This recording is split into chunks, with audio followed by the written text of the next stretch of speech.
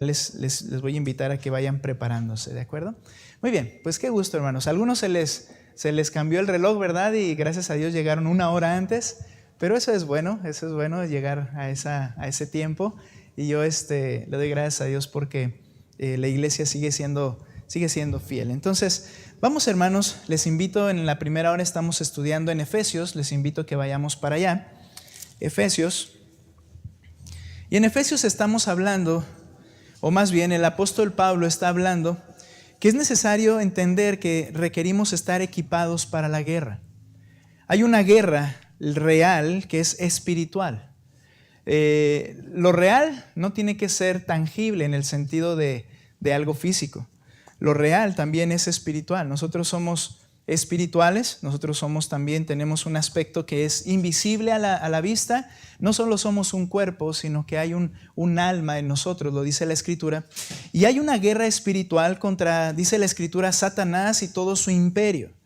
Y es ahí donde entonces el Señor nos dice que debemos estar equipados. Hemos ido avanzando acerca de los elementos de estas armas que el Señor nos da. Ve conmigo Efesios, solo para tenerlo nuevamente en mente, y como les dije, si lo podemos aprender de memoria, pues qué mejor. Nota lo que dice Efesios capítulo 6, versículo 10, y vamos a leer de manera alternada. Efesios 6, 10. ¿Listos? Ok, dice el versículo 10. Por lo demás, fortalezcanse en el Señor. Necesitamos esto. Por nosotros mismos no podemos. Fortalezcanse en el Señor y en el poder de su fuerza. 11 ustedes, dice. Revístanse con toda la armadura de Dios para que puedan estar firmes contra las insidias del diablo. Porque nuestra lucha, mira, no es contra sangre y carne, sino contra principados, contra potestades, contra los poderes de este mundo de tinieblas, contra las fuerzas espirituales de maldad en las regiones celestes. 13.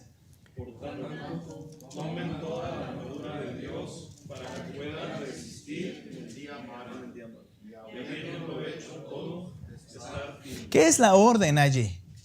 Por tanto, dice, revístanse. Es decir, colóquense encima toda la armadura de Dios. Toda, esa palabra es importante, toda la armadura de Dios. Y entonces seguimos el 17, vamos a leer hasta el versículo 17, sigo con el 14. Vienen las partes de esta armadura. Estén pues firmes, ceñidas su cintura con la verdad, revestidos con la coraza de la justicia. 15. Y calzados los pies con la preparación para anunciar el evangelio de la paz. Sobre todo, tomen el escudo de la fe. Nota otra vez esta frase. Sobre todo, tomen el escudo de la fe con el que podrán apagar todos los dardos encendidos del maligno. Y el 17 juntos. Tomen también el casco de la salvación y la espada del Espíritu, que es la palabra. Viene una descripción, hermanos, acerca de esta armadura. Ahora, quiero aclarar algo que la semana anterior mencioné, y es bueno aclararlo. A veces uno piensa que se dio a entender absolutamente, y quizá hubo alguna frase o idea que fue un poco confusa, o mucho, ¿verdad? Eso sí, no lo sé. Yo pienso que me doy a entender.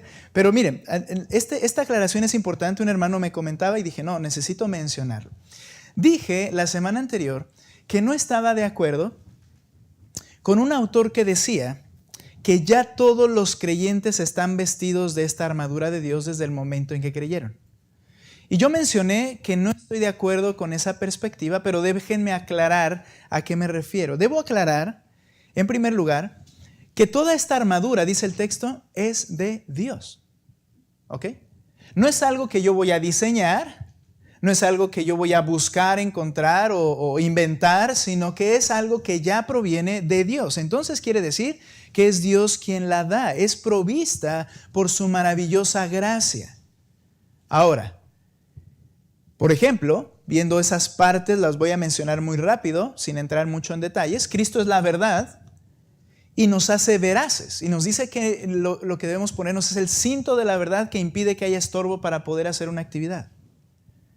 Las obras justas de Cristo nos han sido cargadas a nuestra cuenta cuando creímos el Evangelio, y además las obras justas que debemos hacer fueron preparadas de antemano por Dios para que podamos andar en ellas los creyentes, ¿cierto? Y esto es, dice, vístanse de la coraza de justicia, obras justas. Y veíamos en esa parte. Pero al final es las obras de Cristo y nuestras obras fueron preparadas por Dios. Es el mismo asunto, provienen de Él. El Evangelio, por medio del cual somos salvos, cuando lo creímos el Evangelio, cuando lo entendimos y lo creímos, y que funciona como nuestra firme base para no resbalar, esos, como decía ahí, el calzado de un soldado, que sirve para no resbalar, dice, no resbalar en dudas. Ese evangelio fue revelado por Dios. Y ese evangelio también fue ejecutado por Cristo al morir en la cruz y resucitar para nuestra justificación. Entonces el evangelio también es algo que proviene del Señor. Hoy hablaremos de la fe, por ejemplo, el cual es un don de Dios, dice la Escritura. Más adelante habla del casco de la salvación, que es una obra de Dios también. Y la palabra, dice la espada del Espíritu, que es la palabra de Dios. La palabra cuyo autor es Dios, el Espíritu Santo, es el compositor o autor de la Escritura. Entonces, estos son recursos de Dios, que en un sentido, ciertamente, todo creyente ya ha recibido en Cristo. Como lo dijo Pablo en su carta, en esta misma carta de Efesios, en el 1:3, lo leo, pues si lo pueden proyectar, pues lo pueden ver ahí. Dice el apóstol Pablo al iniciar su carta: bendito sea el Dios y Padre de nuestro Señor Jesucristo. Escucha, que nos ha bendecido con toda bendición espiritual en los lugares celestiales en Cristo. Cuando yo tuve relación con Cristo, toda bendición dada y planificada por el Señor, dice, les ha sido otorgada, dada. ¿Ok? Sin embargo, y hablando de esta armadura, que es una bendición de Dios, es algo que Él da, algo que Él provee, es de Dios y nos la ha sido dada cuando creímos en el Evangelio, estoy de acuerdo en eso. Pero lo que yo quería explicar en aquella ocasión es que, sin embargo, la intención de la carta, es decir, Dios, hablando por medio de Pablo, nos habla de que estamos aún, como dicen algunos, de este lado de la gloria. Lo llaman el ya, pero todavía no. ¿Qué quiere decir esto? Lo que sucede, hermanos, es que aunque toda bendición espiritual nos ha sido dada, debemos ser honestos y entender que el Señor no nos deja como pasivos en este asunto. No dice, muy bien, claro que la salvación solo le pertenece a Él, pero cuando me da toda la bendición de la gracia, Él no me deja pasivo a decir, ok, tú no te preocupes, yo voy a hacer todas las cosas, yo voy a edificarte en la Escritura, yo voy a hacer que leas, yo voy a hacer que, en un sentido, tú no tengas problema. Reposa, yo me encargo. No es el énfasis de la carta. La segunda parte de la carta, de hecho, es una constante en el que nos está llamando a que nosotros podamos y debamos vivir o andar como es digno. El énfasis es cómo debes andar y cómo tú debes responder en obediencia, y yo debo responder en obediencia. Por ejemplo, él dice, vivan de una manera digna de su llamado en el 4:1, la segunda parte de la carta, que es la parte práctica. Primero habló de todas las bendiciones, de todo lo que el Señor ha hecho a nuestro favor, y luego mira cómo andas. Ya me hace responsable de actuar. Dice, por ejemplo, también en el 4:17, anden como creyentes y no como incrédulos.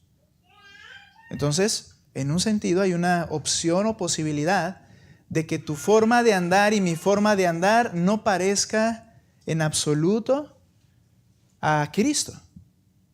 Y Él está diciendo, debes andar como creyente, no como incrédulo. El 4:24 dice, vístanse del nuevo hombre. Y me está hablando a mí que debo vestirme del nuevo hombre. El 5:18 dice, sean llenos del Espíritu, y me hace responsable de que eso suceda. Y ahora en el 6:11 nos dice, vístanse de la armadura de Dios. Así que estoy de acuerdo en que los recursos ya nos han sido dados por Dios, pero no somos llamados a ser pasivos a partir de ese momento y en adelante. Es decir, los creyentes estamos involucrados, somos responsables de echar mano de todos estos recursos de la gracia de Dios. ¿Ok? Esa es mi aclaración. Ahora, ¿cómo funciona cuando dice Dios es el que produce el querer como el hacer por su buena voluntad? Bueno, créeme que Dios lo tiene bajo control, pero a ti y a mí nos dice, obedéceme. A ti y a mí nos dice, tienes que obedecer lo que yo te estoy diciendo. De hecho, a ti y a mí nos dijo, todo aquel que guarda mi palabra, ¿y eso qué significa? Obedece lo que le digo, ese es mi discípulo. Entonces, nosotros debemos y somos responsables de vestirnos de la armadura de Dios. Ese es el énfasis de Pablo. Vuelvo a la aclaración, no quiere decir que ya estoy vestido y ya nada más necesito vencer, sino que yo debo de intencionalmente entender cuáles son esas armas, verificar y cuidar de que las esté llevando y cuidando en mi vida, practicando en mi vida estas cosas, para que entonces yo pueda permanecer en la batalla contra Satanás. ¿De acuerdo? Ahora, bien, habiendo hecho esta breve aclaración, hasta ahora, como soldado que se prepara para la batalla, las primeras armas de la armadura de Dios son vitales. Dice la verdad, como un cinturón que te ciñe, las obras justas como mi coraza, el poderoso evangelio que me ha salvado como ese fundamento firme bajo mis pies para no resbalar. Sin embargo, hay que entender algo. Dijo el Señor, vístanse toda la armadura. Esto implica que decir, bueno, muy bien, ya estoy yo atento con la verdad, ya entiendo que eso me ayuda a diferenciar de las cosas que me estorban y las que me sirven, y entonces ya me he puesto el cinto y voy a vencer. No, dice, tienes que tener toda la armadura. Y entonces, no son suficientes aún quedarnos ahí. El énfasis es que debemos vestirnos de toda. La falta entonces de alguno de estos recursos que hemos estudiado y que seguiremos estudiando nos conducirán a fracasar en esta guerra. ¿Qué es un fracaso en la guerra contra Satanás? ¿Qué es el fracaso en la guerra contra Satanás? ¿Cómo es que se fracasa contra Satanás? Bueno, recuerda a Adán y Eva, lo veremos más adelante. Recuerda a Adán y Eva. ¿Qué sucedió? Cayeron en su engaño. Si Satanás es el tentador y si mi humanidad está pervertida por causa del pecado, decía un pastor y es una buena manera de entenderlo, tienes que entender que tu química cerebral y tu química física está dañada por el pecado porque es donde radica en ese residuo de tu carne. Entonces, cuando hueles algo que antes te gustaba, viene la tentación. Cuando ves algo que antes practicabas, viene la tentación.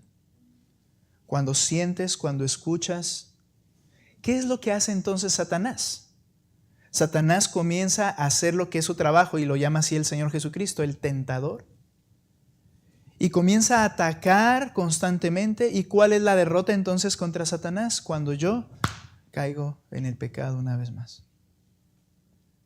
Cuando ya respondí como no debo responder. Y podríamos hablar desde cosas muy básicas como cuando ya vi a alguien como no debía verlo, como también cuando ya golpeé a alguien y no debí golpearlo, ¿no? Entonces, esa es la derrota contra Satanás. El tentador gana, se sale con la suya. Satanás y sus demonios tienen esta labor. Y ya explicamos que Satanás tiene una hueste espiritual de maldad que están en todo el planeta para estar influyendo y particularmente aquí a los creyentes. ¿Ok? Ahora, si no tenemos todos los recursos, fracasaremos en esta guerra. Ahora, dentro de este tema, nota por favor lo que dice el versículo 16, que es el que vamos a estudiar en esta mañana. Sobre todo, tomen el escudo de la fe, con que podrán apagar todos los dardos encendidos del maligno. Un soldado requería un escudo, lo cual los hacía más efectivos, ya sea por las armas de largo alcance. ¿Cuáles eran estas? Bueno, las flechas, las piedras, ¿verdad?, que se podían lanzar también. Y también para luchar cuerpo a cuerpo, el escudo era muy importante porque te protegías contra la lanza o contra la espada del adversario. Entonces, en la mente de Pablo está dibujando a un soldado romano, ya lo hemos explicado, a un soldado de élite de aquel tiempo. Y él está hablando entonces del escudo.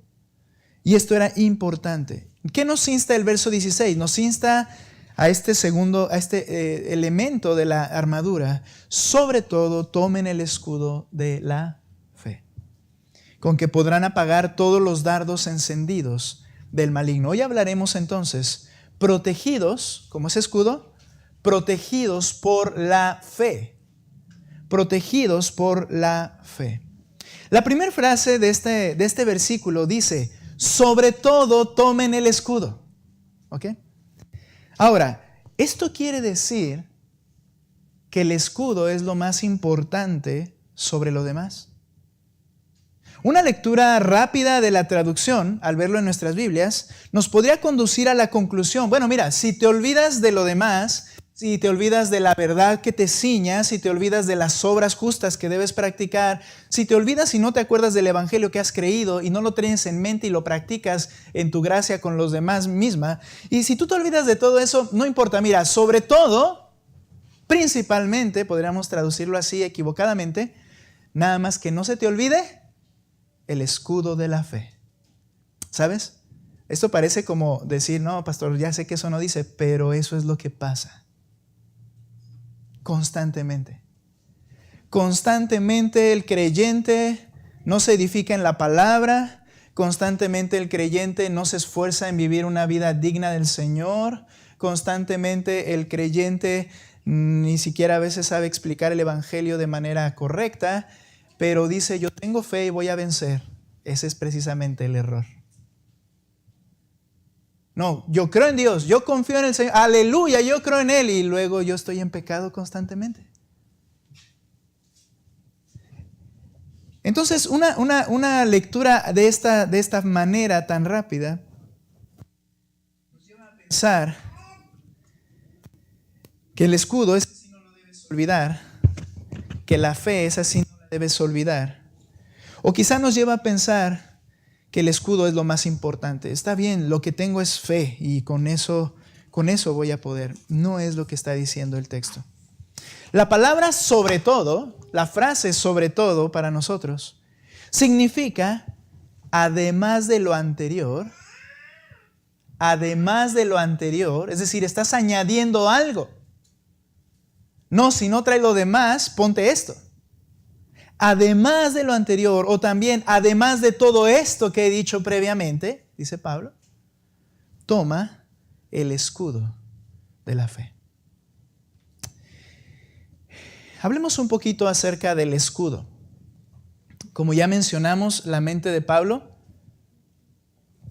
observa a los guerreros de élite en ese tiempo, que eran romanos, era el imperio. Había un escudo pequeño y ligero, de forma ovalada, llamado en griego aspis. Los romanos tenían uno también similar, lo llegaron a usar. Pero principalmente, ya no sé qué sucede. Voy a tomar uno del pedestal, ¿está bien? Otra vez. Vamos a tener que comprar unas pilas más buenas, yo creo, ¿verdad? Porque... Perdón, hermanos.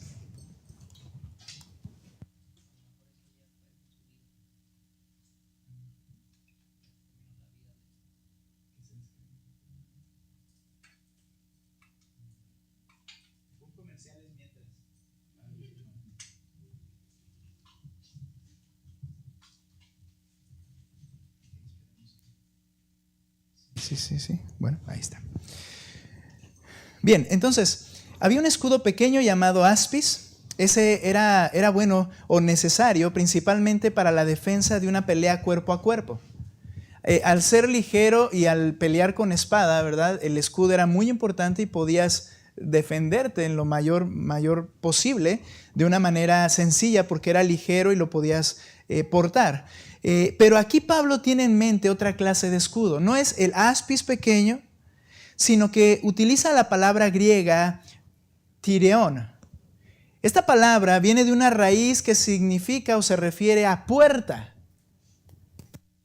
¿Qué sucede? Que los griegos implementaron un escudo largo en forma rectangular, una puerta literalmente, que este escudo tenía la función principalmente de cubrir todo el cuerpo del soldado. Podía ser cuadrado, podría ser media luna, pero era tan grande que una persona podía estar detrás de ese escudo. Y entonces, esto no era como para pelear cuerpo a cuerpo, ¿verdad? Porque con esa puerta literalmente no podías moverte muy fácilmente. Pero este escudo estaba perfeccionado, lo diseñaron los griegos, una de las potencias militares. Luego vienen los romanos y lo perfeccionan. Y lo hacían de madera, esto implica que no era muy ligero. Sin embargo, estaba forrado con una piel gruesa. Esta piel tenía la función principal de proteger contra las armas sorpresivas, todo el escudo, contra las armas sorpresivas, es decir, flechas. Tú estabas acá, ibas llegando y no veías, ¡ay, viene una flecha! ¿verdad? De repente llegaba. Las armas sorpresivas, flechas, rocas, pero particularmente contra las flechas incendiarias.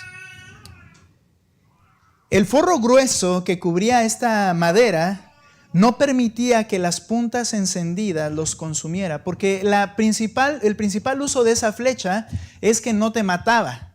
Es difícil lanzar una flecha y que te den el corazón como en las películas, ¿no? Interesante que en todas las películas caen las flechas y les caen a todos en el corazón y se mueren. No, ¿cuál era el punto? Que al venir encendida y golpearte o caer donde tú estás, encendía el lugar, te encendía la ropa y entonces eso era un caos. Al hacer esas puertas enormes, esos tireón, detenían y la piel gruesa no se consumía, era de alguna manera impermeable, no sé si el término sea correcto para el fuego, pero el punto es que no dejaba que se propagara el fuego.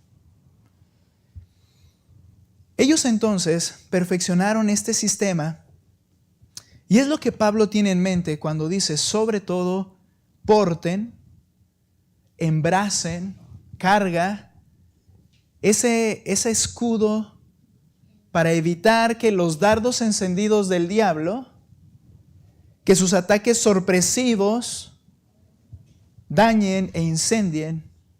Toma el escudo de la fe.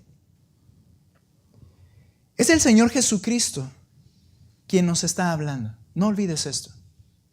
Cuando Pablo habla, es Cristo el que está hablando. La Biblia se le llama, el Nuevo Testamento también lo dice, la palabra de Cristo.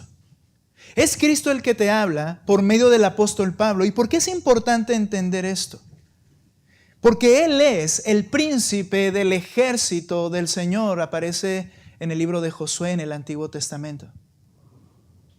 Es decir, que sabe lo que es la guerra espiritual que se tiene que enfrentar. Pero no solo eso. Él es el Rey de Reyes, el que manda. No solo es un capitán dentro de esto, sino es el Rey de Reyes el que me está hablando. Y mayor aún, Él es el que se enfrentó a sí mismo, cuerpo a cuerpo, contra Satanás. Y sabe perfectamente lo que necesitamos para vencerle. Es Cristo el que dice, no puedes omitir llevar el escudo de la fe. Él conoce perfectamente a nuestro enemigo. Nos dice con toda certeza que debemos portar toda y cada una de estas armas por lo vitales que son. Toma el escudo de la fe. ¿Sabes por qué, hermanos? Pensando un poquito en esta idea de los ataques con flechas incendiarias, Jesucristo conoce que los ataques de Satanás más efectivos son los ataques sorpresivos. Y para no ser sorprendidos necesitamos estar protegidos por la fe. Si un ejército romano iba a pelear y ellos no conocían a su enemigo, quizá no sabrían qué armas llevar. O quizás sí, pero cuando llevaban quizá el arma tan pesada como el escudo y veían que salían corriendo con espadas, ese escudo se convertía en un problema y tenían que deshacerse de él para atacar físicamente. O quizá digan, no, hoy nos vamos a llevar los escudos pequeños, no sé con qué nos vayan a salir. Y van con sus escudos pequeños y de repente llegan las flechas desde el cielo y es un caos. Pero Cristo sí sabe perfectamente de qué manera Satanás nos ataca y nos va a atacar y nos ha estado atacando. Y nos dice, hey, el escudo de la fe es el que te debe proteger. Ahora, hablemos un poco de esto.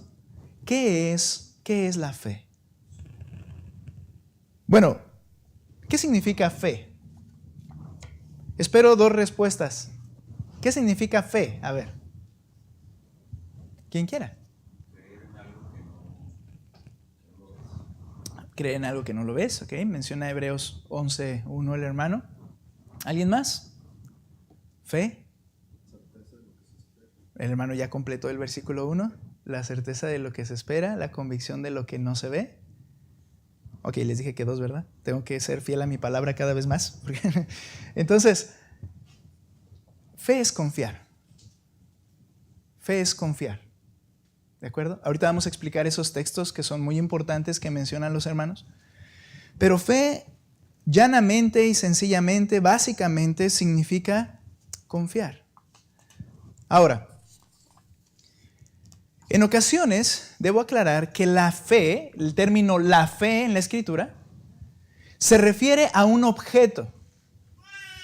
Ahorita decían lo que no se ve y esto, pero quiero explicar nada más a qué me refiero. A veces la palabra utilizada, la fe, se habla como de manera objetiva a algo. ¿A qué se refiere? Particularmente en la Biblia, en ocasiones, se refiere a la lista de verdades, por llamarla de alguna manera, la lista de verdades que son básicas para los cristianos. A ver si puedo explicarme. Es cuando se responde a la pregunta, ¿cuál es tu fe? ¿Qué sucede? Cuando te preguntan cuál es tu fe, no le dices, bueno, creo en lo que no se ve, sino cuando te dicen cuál es tu fe, te están preguntando qué es lo que crees. ¿Cuáles son las doctrinas, cuáles son las cosas en las que tú crees? ¿Cierto? A veces en la Escritura se utiliza este término como un objeto, como una cosa. Por ejemplo, cuando Judas dice, les aliento, hermanos, les llamo, hermanos, a que peleen ardientemente por la fe. Se está refiriendo a que en ese tiempo estaban siendo atacadas las enseñanzas de Cristo, las enseñanzas que todo cristiano entendía y creía, que todo aquel que había sido creyente del Evangelio comprendía, y llegaron personas que comenzaron a modificar algunas de esas líneas y enseñar o meter algunas otras cosas, y dice, tienes que defender lo que crees, es decir, lo que nos fue dejado por los apóstoles. Y se refiere como si fuera un objeto, la fe de esa manera. Por ejemplo, la Escritura en el mismo Efesios, una ocasión lo usa así, dice, porque hay un Señor, porque hay una fe y hay un bautismo. Y se refiere que no hay, en este sentido de la fe, no es que creer, simplemente confiar en lo que sea, sino que hay algo que tú tienes que creer y confiar, unas verdades específicas, las cuales creemos y defendemos. ¿Ok? ¿Sí me explico? Ahora, en ocasiones entonces la fe se ve de esta manera, pero en este caso, y en la mayoría de las Escrituras, cuando dice el escudo, pero en la mayoría de las veces, la fe se refiere al acto de la persona en confiar en algo o en alguien.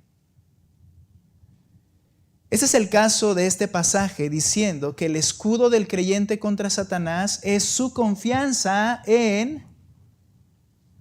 Ok, a ver si me explico. Pues decimos, esta es mi fe, ¿no? Aquí tengo la lista de lo que creo.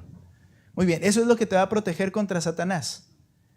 Y así, y luego así, y luego para allá. Lo que quiero nada más explicar es que cuando dice aquí la fe, entendemos que se refiere a la confianza en algo o en alguien. Bien, vamos explicando este asunto. El escudo del creyente contra Satanás es su confianza en. Ahora, aquí viene algo lo cual tenemos que, hermanos, ser muy honestos. Existen muchas falacias en cuanto a la fe. Muchos engaños. De hecho, frases sacadas de las líneas de la Biblia que son mentiras. Pero si toda la palabra de Dios, a veces me dicen, hermanos, es que ellos explican con la Biblia.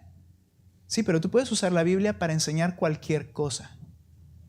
Porque nada más tienes que buscar unas letras, una oración que se parece a que se ajusta a algo que tú crees, sacarlo de su contexto y decir, mira, la Biblia dice, y lees ese versículo, pero no ves lo que está diciendo antes y después, y utilizas ese texto para engañar. Entonces, la Biblia puede ser un montón de mentiras cuando la usas equivocadamente, porque no estás leyendo lo que realmente el Señor está diciendo en todo el enunciado y solamente tomas una parte. Por ejemplo, esa frase la escuché muchas veces y la decía yo también. Esa frase que ya se me olvidó, que dice la Escritura, porque el conocimiento envanece, pero el amor edifica. ¿Mande? Ok. Bueno, pero esa frase ya es como que más remasterizada. Pero se refiere, lo que dice el texto es que el conocimiento envanece y el amor edifica, lo dijo el apóstol. El conocimiento envanece, pero el amor edifica. Y entonces toman ese texto, algunos creyentes, y dicen, muy bien, entonces se trata todo de puro corazón. Yo no requiero estudiar, no requiero ir a un seminario, yo tengo el corazón, yo amo al Señor y eso edifica, porque si no me voy a hacer vano, me voy a hacer una persona presumida, presuntuosa. Y entonces llegan a apoyar esta falacia y llegan a enseñar que no se debe preparar, porque eso entonces te va a hacer o te va a dañar, pero el amor edifica. Entonces tú ama y edificas y edificas y edificas. Eso no es lo que está diciendo el texto. En primer lugar, les está hablando a gente que decían ser muy espirituales, pero estaban en pleitos unos con los otros. Decían que sabían la Escritura, pero menospreciaban a los demás. Y es ahí donde entra esa frase y dice, tu conocimiento te ha envanecido. Porque, hermanos, ¿recuerdas? La verdad siempre va acompañada de amor. ¿Sí? Esto es importante. Entonces, bueno, es un ejemplo de tomar una frase y sacarla de su contexto. Ahora, estas falacias en cuanto a la fe, sacadas de la Escritura, por ejemplo, Marcos 9:23, al que cree, todo le es posible. Y lo dice la Escritura. Al que cree, todo le es posible. Y entonces de ahí, ¿qué es? Entonces, tomando esa frase aislada, ¿cuál es la idea principal? Simplemente cree. Cree que va a pasar y pasa. Cree que va a suceder y sucede. He oído hermanos y hermanas amadas y de nuestra iglesia que tenemos eso tan arraigado que decimos, bueno, yo le tengo mucha fe a el médico. ¿Y qué es lo que están diciendo? No que lo tengan en un altar, no que lo adoren o reverencien, sino que ellos, mis hermanos están diciendo, y a veces yo lo he dicho, yo confío. Y creo que eso es la base importante. Tú crees y nada será imposible. Bueno, al que cree todo le es posible. O hay otro pasaje, refiriéndose incluso al mismo evento, la fe mueve montañas. ¿La has escuchado? De hecho, es la misma escena, las tres frases que voy a mencionar. La fe mueve montañas, entonces solamente necesitas confiar, estar confiado y las montañas se moverán. ¿No? Hay un canto carismático que dice algo así. Otra frase del mismo texto, solo requieres un poco de fe, y utilizan esta frase como un grano de mostaza. ¿No es cierto que dijo Cristo? Si tuvieras fe tan solo como un grano de mostaza, ¿qué es esto? Con una poquita de fe, dirías a este monte, muévete de aquí para allá, las montañas se moverán, y sucederá. Y entonces los creyentes en las congregaciones viven de una manera en que simplemente todo les está aquejando, llegan las dificultades, los pecados nos están venciendo constantemente, pero dicen, no, solamente tengo que confiar, tengo que creer, tengo que confiar, porque eso es poderoso. Esta es una falacia. ¿Y a qué me refiero que es una falacia? Voy a adelantarme un poquito. La fe en sí no es nada, sino lo que es poderoso es el objeto en el que estás confiando. La fe no es nada, sino el objeto en el que confías. Si confías en un objeto poderoso, va a resultar en que lo que estás confiando va a suceder. ¿Cierto? Ahorita ponemos ejemplos ahí. Vayan conmigo, por favor, a Mateo capítulo 17. Quiero ver aquí un poquito el texto. Estamos hablando de algunas falacias de la fe sacadas de la Escritura. Hay muchísimas más, yo creo, hermanos, pero mi intención es que te des cuenta que cuando dice Pablo, toma el escudo de la fe, tenemos que entender la proposición. Tenemos que entender qué me está diciendo que debo hacer. Y no solo confiar, como decimos. Ahora, nota el capítulo 17, verso 20. Creo que el mismo texto incluso nos va a responder todas estas preguntas. Voy a leer, por favor, del versículo, ve conmigo desde el 14, ¿sí? Para que entiendas la narración. Cuando llegaron a la multitud, se acercó a Jesús un hombre que arrodillándose delante de él dijo, Señor, ten misericordia de mi hijo, porque es epiléptico y sufre terriblemente, porque muchas veces cae en el fuego y muchas en el agua. Nota el 16. Lo traje a tus discípulos y ellos no pudieron curarlo. Jesús respondió, oh generación incrédula. Es decir, que no confía. Oh generación incrédula y perversa, ¿hasta cuándo estaré con ustedes? ¿Hasta cuándo tendré que soportarlos? Tráiganmelo acá. Y esa frase fue en dos sentidos. La primera, sus apóstoles. ¿Por qué no lo pudieron hacer? Ahorita les voy a responder. La segunda, la persona misma que está viniendo y dice, no pudieron hacerlo. Generación incrédula. Y entonces le dice en el 18, Jesús lo reprendió y el demonio salió de él. Esta epilepsia era producto de una posesión demoníaca. Dice, y el demonio salió de él y el muchacho quedó curado desde aquel momento. Nota, entonces los discípulos llegándose a Jesús en privado dijeron, ¿por qué no pudimos expulsarlo? Verso 20, y él les dijo, por la poca fe de ustedes. Porque en verdad les digo que si tienen fe como un grano de mostaza, dirán a este monte, pásate de aquí y se pasará, y nada les será imposible. Eso suena muy contradictorio. Mira, les dice lo siguiente. Le preguntan, ¿por qué no pudimos sacarlo? Dice, por tu poca fe. De hecho, ya les dijo incrédulos. Por tu poca fe. ¿Qué quiere decir? Frase muy sencilla. Que tenían una fe pequeña, ¿cierto? Pero luego dice, si tuvieras fe como un grano de mostaza. Y dice, pero la mostaza es la semilla más pequeña, en una parábola la utiliza el Señor, la semilla más pequeña. Entonces, pues no, tuve una fe pequeña, debí de haber podido. No, el Señor está diciendo, no se trata de que tengas poca fe. Cuando habla de la semilla de mostaza, Él explica y dice, porque al ser algo tan pequeño, cuando tú lo siembras, dice, crece y se hace un árbol enorme, tan fuerte y robusto que las aves y los animales vienen a vivir, siendo una semilla pequeña y siendo un arbusto, se hace casi un árbol enorme. ¿Cuál es la idea? Si tienes fe como esa semilla de mostaza, una fe creciente, una fe que comienza gradualmente, siempre en crecimiento hasta ser algo robusto, porque no pudiste hacerlo por tu poca fe. La falacia se cae. Esa falacia de, oh, solo ten un poco de fe. No, dice el Señor, si tienes un poco de fe no puedes hacer nada. Tienes que tener una fe que está en constante crecimiento.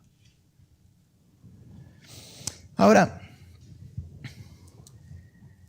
al que cree todo le es posible, lo dijo Marcos 9:23 en esta misma escena. ¿Sabes a quién se lo dijo? Se lo dijo al padre del muchacho. Marcos nos revela que cuando llega el padre del muchacho, dice, lo traje a tus discípulos y no pudieron sanarlo. Y entonces el Señor le reprende y le dice, al que cree todo le es posible.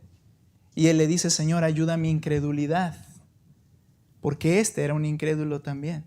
Y es ahí donde aparece la frase, al que cree, al que tiene la fe de la que él se refiere. Todo le es posible. Al que tiene el escudo de la fe de la que el Señor Jesucristo nos habla, puede retener los ataques de Satanás. Y es por eso importante entender, ok, ¿cómo es esa fe que yo debo tener? Ahora, Jesús mencionó esto para cerrar esta idea. Jesús reprendió su poca fe en el mismo pasaje como la razón de la ineficacia de los discípulos para hacer algo que el Señor les había ordenado que hicieran. El Señor les dio autoridad de echar fuera demonios. ¿Por qué no lo pudimos echar, Señor? Porque simplemente, aunque yo di la autorización, tú no crees. Oh generación incrédula y perversa. ¿Te das cuenta? Él no está dando un premio por la poca fe. Él no está dando un premio, ni está dando galardones, ni aplausos, porque Señor, yo tengo muy poca fe. Señor, yo tengo una fe muy débil, pero Señor, con mi poca fe, tú vas a hacer grandes cosas. No, Él no va a dar un premio por eso. Por eso mencioné hace un momento, y voy a detenerme acá, este último ejemplo. La fe en sí, dije, no es nada por sí misma. Ni puede la fe lograr nada. De hecho, entendamos algo. Siempre usamos de fe. Y ya dijimos, me estoy refiriendo a confiamos, siempre. Confiamos diariamente en muchas cosas. Yo confío en mi carro y subo y confío, aunque no lo tengo en mente todo, confío en la batería, confío en que el motor está funcionando, confío en que tiene gasolina. Y tan es así que confío que si no confiara, no subiría y metería la llave, sino que me pondría afuera y diría, ¿qué voy a hacer? Esto no va a prender, porque no sirve el motor, no sirve, nada sirve. Entonces no voy a meter la llave, pero siempre me subo y le doy, y cuando me falla, mi confianza no fue nada. Porque el objeto en el que deposité mi confianza me falló. No creas que el hecho de la fe es algo místico, de que créelo y va a suceder. Decláralo y te va a venir. No funciona de esa manera. Es el objeto en el cual estás confiando. Yo puedo depositar mi confianza en alguien y decir, por favor, ¿puedes hacer esto? Y me doy la vuelta y ya, y si no lo hace, aunque yo confié, ¿de qué sirvió mi fe? Mi fe no hizo nada porque la persona no hizo lo que debía hacer. Tú llegaste y te sentaste en esta silla, ¿y quién revisó los tornillos? Decía una vez un pastor. ¿Quién revisó los tornillos de las sillas para que te des cuenta que a la mayoría le faltan? No se crean. Pero para que te des cuenta que está sólida, firme, y entonces luego te sientas. No, tú ejerces fe. Llegas y te sientas tranquilamente. Si la silla está dañada, te hubieras hecho daño tú. Pero siempre estás confiando, y eso es algo natural en un ser humano que Dios creó. Pero el hecho de haber ejercido fe no cambia el resultado. Escuché una historia trágica, sé que la escuchaste, de personas que subieron a un globo aerostático y vas a subir y te van a levantar a 30 metros sobre la tierra y tú dices, está bien. Y te van a cobrar y tú dices, está bien, estás confiando en que todo va a estar bien. Pero el sistema falló y se quemaron las personas y se lanzaron desde ahí y murieron en el suelo. Entonces, la fe no fue nada. ¿Te das cuenta? Al final, en sí misma, su fe no cambió el resultado. Entonces, no pienses en esto. Hablamos de apuestas. ¿Cuántas personas compran con mucha fe los boletos de lotería? Y esa es idolatría, por eso no debes hacerlo, porque estás confiando en un objeto equivocado. ¿Y cuántas personas han sacado la lotería? Muchas confiaron, pero eso no cambia el resultado. los deportes, como mencioné, el uso del auto, etc. Siempre estamos confiando. Entonces entendamos algo, la fe per se en sí misma nada es. Es el objeto o persona en la que depositas la fe quien tiene el poder o es débil y no la fe en sí misma. Hay una frase por ahí, ¿verdad? Dice, es que mis padres, por ejemplo, gozándose de haber alcanzado algún logro, es que siempre pusieron en mí su confianza. Y en un sentido como si eso logró la meta. Bueno, ya entendemos más la Escritura y entendemos que es el Señor el que permite que se hagan o no las cosas en todo sentido, ¿cierto? Pero a veces tenemos esa idea. No, yo confío, nada va a pasar. Yo creo que todo va a estar bien. Y esta falacia la practicamos incluso con nuestros pequeños. No, yo confío que va a estar bien. ¿Y tu fe en sí va a cambiar el resultado? ¿Tu fe en sí va a lograr algo? No, es la persona en la que le depositas la que puede hacerlo. Y es ahí donde vamos a enfocarnos en la persona correcta. La fe, termino con este ejemplo que dije que iba a terminar. La fe solo nos conecta con una persona u objeto. Y creo que fue el predicador del siglo XIX, Charles Spurgeon, que mencionaba el ejemplo de un lanchero que está a punto de caer en unas cataratas. Y entonces él ha perdido los remos, la corriente lo está jalando y está a punto de caer y de morir. Tiene una cuerda allí, ¿verdad? Y entonces, más bien hay una cuerda, hay una persona en la orilla y tiene una cuerda.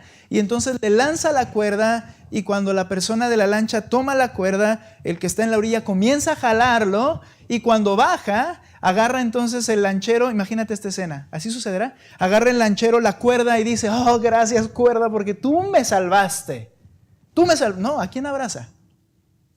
A la persona que tenía la fuerza, porque la cuerda en sí solo fue el medio para conectar. El que podía con el que no podía, ¿cierto? Así es la fe. La fe solo te conecta con el Todopoderoso. Pero la fe en sí, depositada en cualquier cosa, o solo tener la cuerda en mis manos, en medio de la lancha, no me va a salvar.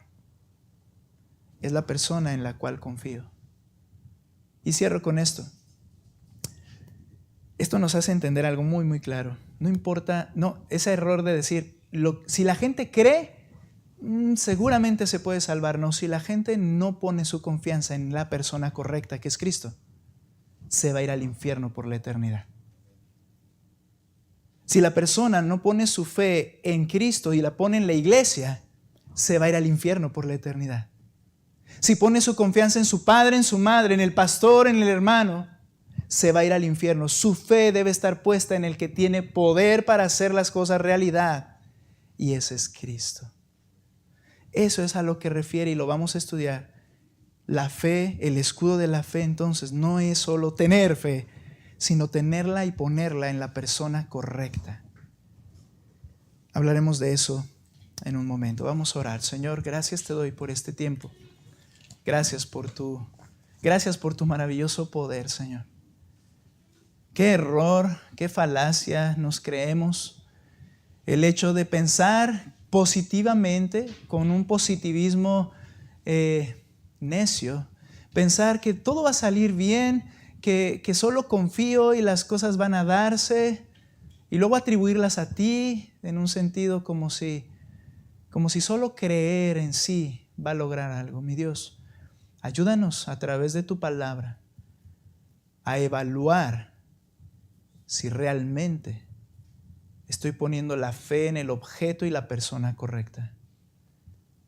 Ayúdanos porque si no, no podremos luchar esta lucha y las personas no podrán ser salvas creyendo lo que sea.